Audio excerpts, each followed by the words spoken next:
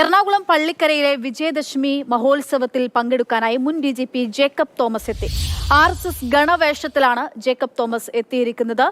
RSSൽ സജീവമാകാനുള്ള നീക്കങ്ങൾ അദ്ദേഹം നടത്തുന്നു എന്നുള്ളത് നേരത്തെ തന്നെ അതിൽ സജീവമായിട്ട് പ്രവർത്തിക്കാൻ പോകുന്നു എന്നുള്ള വിവരം കഴിഞ്ഞ ദിവസങ്ങളിൽ തന്നെ പുറത്തു വന്നിരുന്നു. അതിന്റെ ഭാഗമായിട്ടാണ് ഇപ്പോൾ വിജയദശമി മഹോത്സവത്തിൽ മുൻ DGP RSS ഗണവേഷത്തിൽ എത്തിയിരിക്കുന്നത്. നമുക്ക് വേദിയിലിരിക്കുന്നത് കാണാം. മുൻ DGP ആണ്, ജേക്കബ് തോമസ് ആണ്.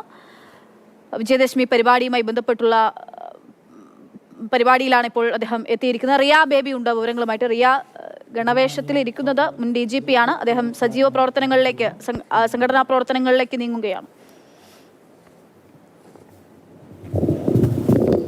മുൻ DGP ജേക്കബ് തോമസ് ആണ് ഇപ്പോൾ എറണാകുളം പള്ളിക്കരയിൽ നടക്കുന്ന RSS വേദിയിൽ ഗണവേഷത്തിലെത്തിയിരിക്കുന്നത്. നേരത്തെ തന്നെ RSSുമായി ബന്ധപ്പെട്ട് നിലപാടുകൾ എടുത്തിട്ടുള്ള വ്യക്തിയാണ് മുൻ DGP ആയ ജേക്കബ് തോമസ്. മാത്രമല്ല, അദ്ദേഹം RSSന്റെ വേദികളിൽ പങ്കെടുക്കുന്നുണ്ടായിരുന്നു. BJP സ്ഥാനാർത്ഥിയായി മത്സരിച്ചിട്ടുള്ള ആളാണ്. ഇപ്പോൾ ഈ മുഴുവൻ സമയ RSS പ്രവർത്തകനായി മാറിക്കൊണ്ട് ഗണവേഷത്തിലാണ് അദ്ദേഹം ഈ പള്ളിക്കരയിൽ നടക്കുന്ന വിജയദശമി ദിനത്തോടനുബന്ധിച്ച് നടക്കുന്ന പരിപാടിയിലേക്ക് പങ്കെടുക്കാൻ എത്തിയിരിക്കുന്നത്.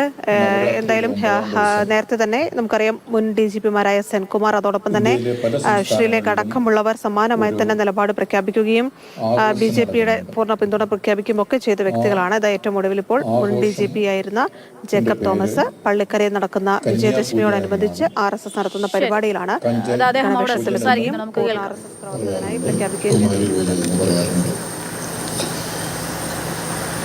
ഈ പൂജയിൽ 9 പെൺകുട്ടികൾ അടുത്തുള്ളവരെ ക്ഷണിച്ച് വീട്ടിൽ പൂജാ മുറി അല്ലെങ്കിൽ പൂജ നടത്തുന്ന സ്ഥലത്തിൻ്റെ മുമ്പിൽ അവരെ ഇരുത്തിയ ശേഷം അവരുടെ കാൽ കഴുകുന്നു. അതിനുശേഷം അവരെ വന്ദിക്കുന്നു. അവർക്ക് അതിനുശേഷം ഭക്ഷണം നൽകുന്നു. പറ്റിയൊക്കെയാണ് അദ്ദേഹം പറയുന്നത്. പെൺകുട്ടികൾ കാല് കഴുകി വന്ദിക്കണം എന്നൊക്കെയുള്ള കാര്യങ്ങളാണ് പറയുന്നത്. മുൻ DGP ആണ് ജേക്കബ് തോമസ്. RSSന്റെ പല പരിപാടികളിലും പ്രത്യക്ഷപ്പെട്ട് ഇപ്പോൾ സജീവമായിട്ട് മുഴുവൻ സമയ RSS പ്രവർത്തകരായി മാറും.